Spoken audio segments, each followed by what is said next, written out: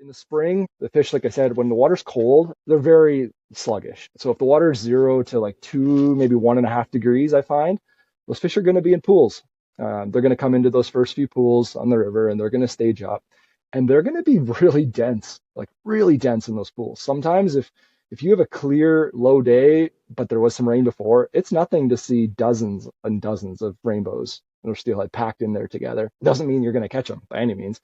Makes them hard. So those really slow froggy pools, I say froggy pools, frogwater pools, really slow moving. They can the fish can pile up, but they see everything coming down. They see your float plopping upriver. They see your maybe not your tippet so much, but your shot line, and you'll actually see them like skirt out of the way of your float and then come back in to join up with their friends again. So it's not easy, but knowing that they're around means they're catchable. So carry a thermometer with you as well, whether it's there's plenty of fly companies sell analog thermometers. You can take a digital thermometer from a kitchen supply store.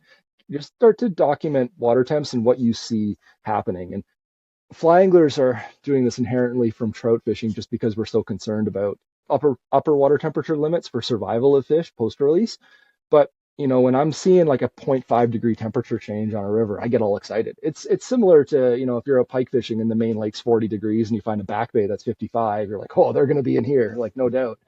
But the difference is like 1 degree can make all the difference. As a river is typically laminar in temperature. It doesn't change from top to bottom because the water's constantly tumbling. It's the same temperature, but you will see periods throughout the day once that sun gets on the water, warms it up a little bit, and then the fish start. Two things in the spring. You get out there early March, you're going to start seeing them pushing, and those fish pushing through the shallows, up the riffles, just flying up, and they're not even stopping. Those fish, they're not feeding. You might catch them, but they're not feeding. So don't fall into the temptation that I see too many anglers fall into, and that's sitting in 6 inches of water trying to catch these fish as they rip by your feet. Not by snagging, but trying to hook them in the face. The fish aren't eating, and we see use the term flossing and all that, but it's very common to see in the spring because the fish will push into those shallows when in the fall that's not where they hold. They shoot through those shallows and hold in the deep water or sit in the 4 or 5 foot deep runs. In the spring, they're going to go up into those riffles for one of two reasons: to get upriver or to start spawning.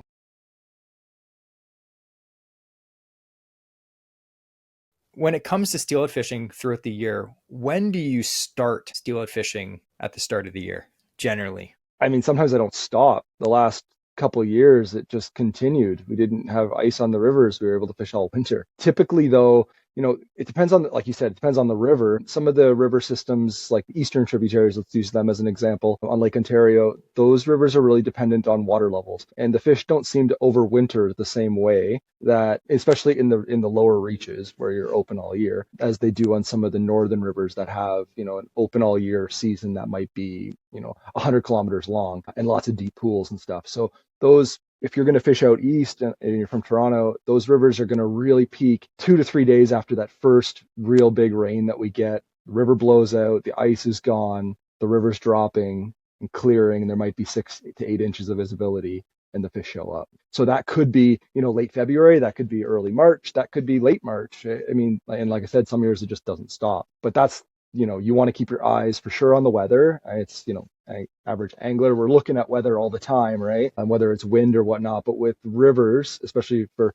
people that might be trying to dial it in a bit more, take note of water levels every time you go out. And with the water office app, or the river app, I think it's called, you can take screenshots of the river flow and then just put that on a calendar, like put it in your calendar, and you can flip back to know, like, oh, this is what it was, and then take a photo of the river on that day. So at 3.2 cms at 7 meters in height or whatever, I'm just throwing numbers, that is this clarity. And you start to build a baseline, and you can repeat that success. You can know when not to go, which is just as good as learning when to go. The amount Absolutely. of days I've thrown out by just driving, and like when I was learning, being like, oh, I'm going to drive to the river, I have a day off, and the river's up like 4 meters, and you're like, well, that was a waste. But no, I learned, right? I look at the charts and I can tell now. Maybe only once a year now I get to a river with guests and be like, yeah, let's go for breakfasts and reschedule. There's happened once this year.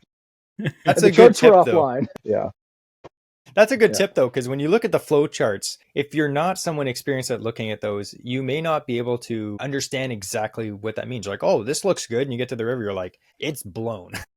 Yeah. So that's One of good. If my you take pictures, you can, yeah, you'll quickly be able to understand, be like, oh, that's good or that's bad. That's a great totally. tip.